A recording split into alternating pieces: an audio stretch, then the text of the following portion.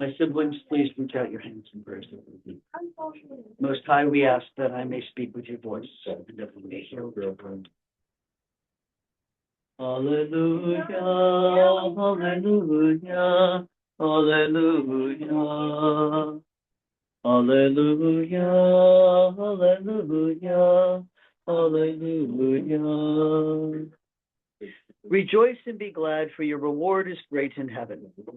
Hallelujah, hallelujah, hallelujah. May Christ be with you. A reading from the Good News according to the book of Matthew. When Jesus saw the crowds, he went up the mountain, and after he sat down, his disciples came to him.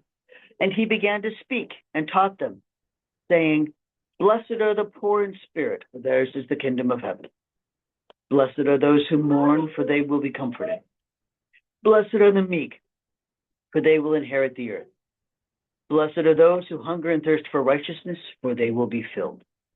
Blessed are the merciful, for they will receive mercy. Blessed are the pure in heart, for they will see God.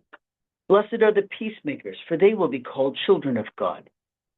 Blessed are those who are persecuted for the sake of righteousness, for theirs is the kingdom of heaven.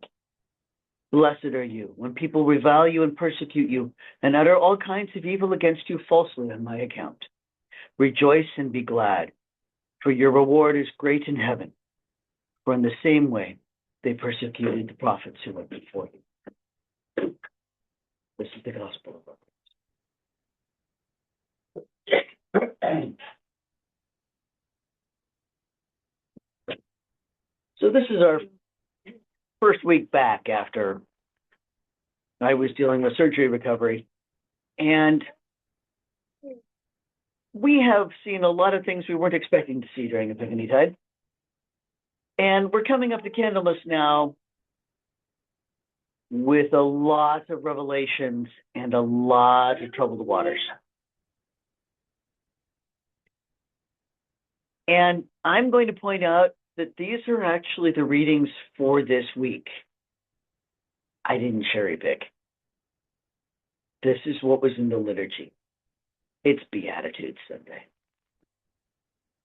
And I didn't trumpet for, I didn't overwrite it for, has a different connotation now, for Candlemas readings about light.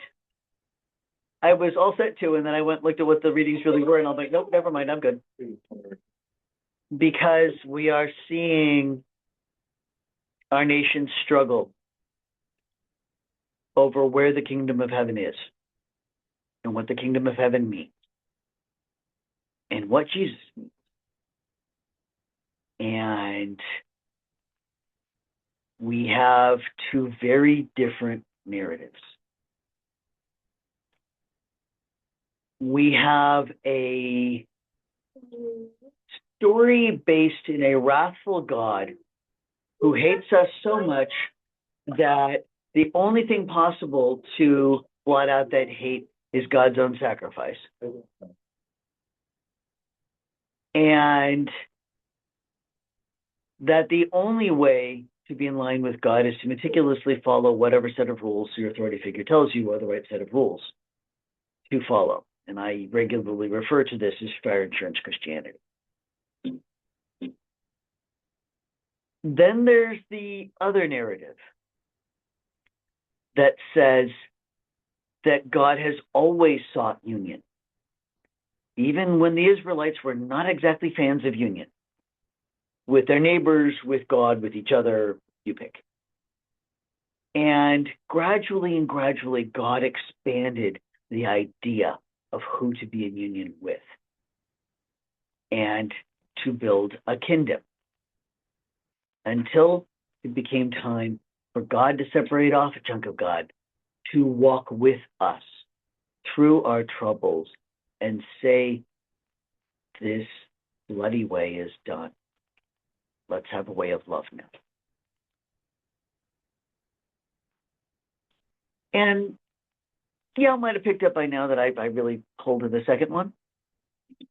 And I'm going to point out that the Christian nationalist version of all of this is really, really rather recent, but that its roots go back into the doctrine of discovery. Who's worthy? Who's not? Who gets to decide who's worthy?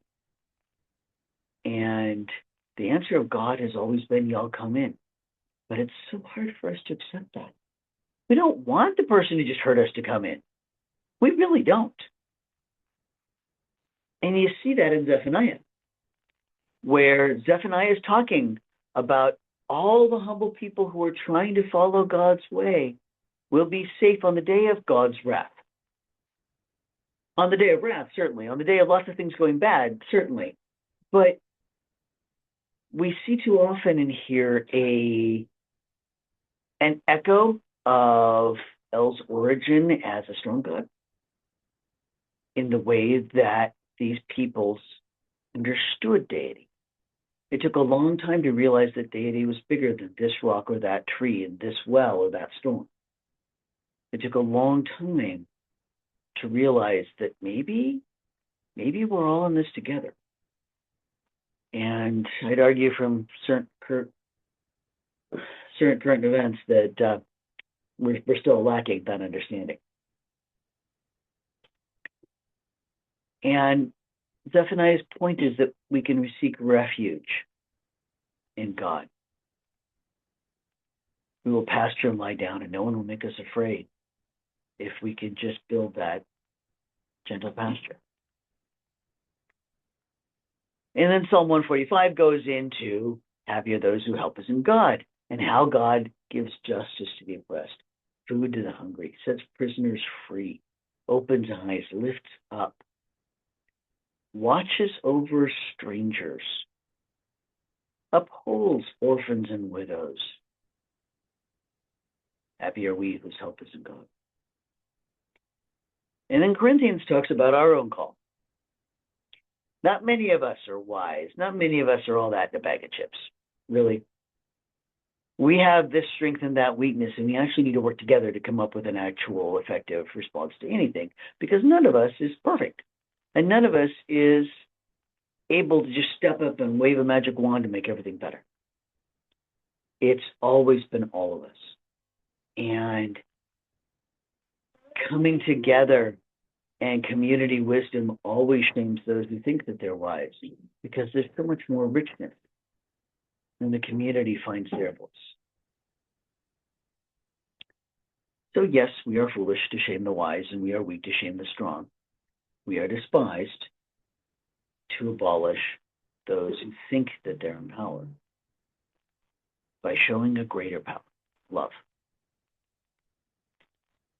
And we're watching two very different kinds of church out there right now. And some of us are getting tear gassed and arrested.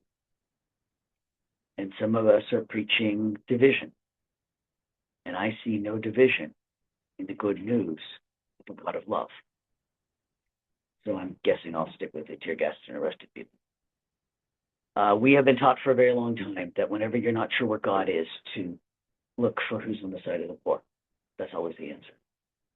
And I've actually been thinking about liberation theology and Salvador and Oscar Romero and all the clergy and professors who were killed for speaking for the people and the poor. And you know, it's a good way to be. It's the right way to be. And a lot of us are putting ourselves out there, and a lot of us are trying to figure out how to keep our communities safe. And that's a challenge, big and small, because we're in a hard and troubling time.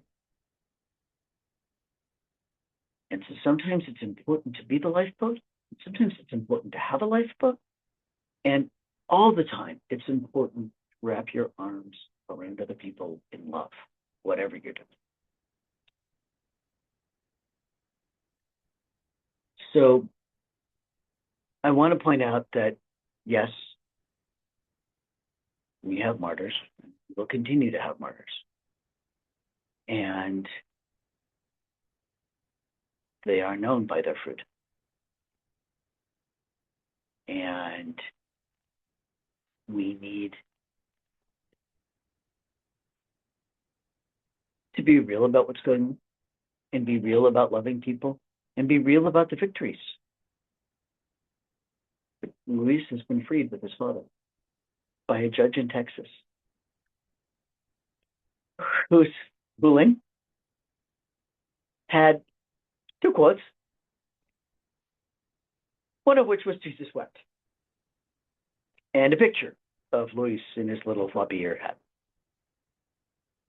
I'm not kidding. That was the release order. There are people doing it right and doing it well and doing it lovingly. And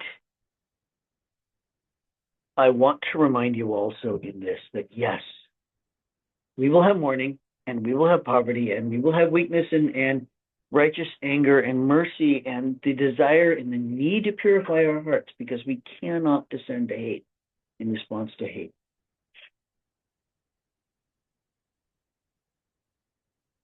MLK, darkness does not drive out dark. Only light can do that. Hatred cannot drive out hate. Only love can do that.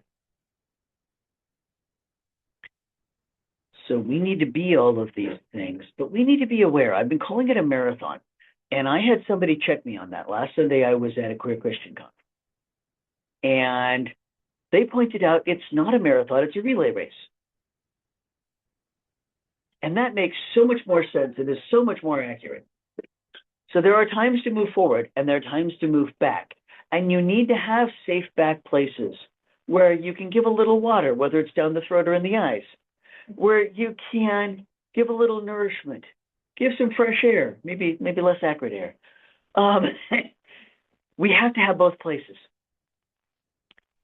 And we need to provide both places, because our Sunday mornings are supposed to recharge us to go out. And sometimes we need chapels and retreats and things like that to recharge us to go out.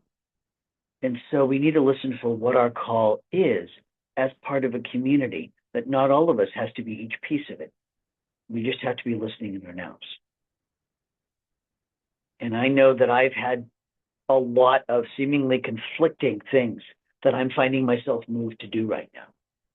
And I kind of wanted a day like that and just have a conversation about all of those pieces and where we're at and what we're seeing and what we're struggling, because it's been a month, and boy, has it been a month. So let's